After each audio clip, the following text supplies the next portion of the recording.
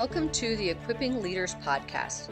I'm Natasha, and my goal is to equip leaders with tools to make their leadership journey easier and more expansive. I once worked in an organization where I was part of the leadership team, and one of the subordinate leaders had a very controlling and toxic personality. He consistently usurped the decisions of the senior leadership and would go on these screaming tirades with random members of the organization. He interrupted meetings, withheld important information, and spoke poorly about other people in the organization at all levels. What did the senior leadership do? They defended him because they thought he was stressed out, but was still a good guy. You can be stressed out and be a good person, but neither of those things make you effective or competent. Those things make you human, but certain behaviors just don't belong in the workplace.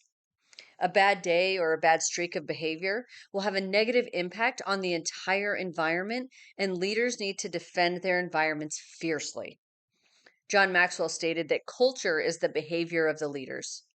When leaders tolerate this type of behavior, they send a strong negative message to their teams. People at all levels of an organization can certainly help each other out, right? So the tactful engagement of others is a skill that all professionals, regardless of your role, must possess.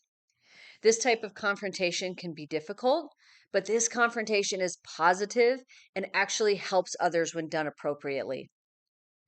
The easiest way to have these type of interactions is peer to peer. Some people don't want to hear behavior corrections from subordinates, and they want it eradicated prior to needing to be addressed by higher leadership, right? So if you don't want your subordinate folks or your more junior folks to be calling it out, you certainly don't want your more senior folks to either.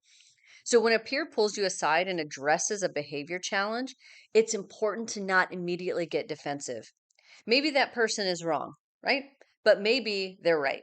And they're just pointing out a blind spot that you're not aware of. When someone addresses something about your performance or behavior, it is valuable to consider what is true about the statement.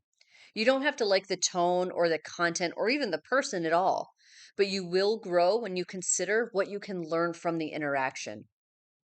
There are times when you need to address something with a peer, a subordinate, or even a leader, and there are important factors to remember when you're navigating these situations.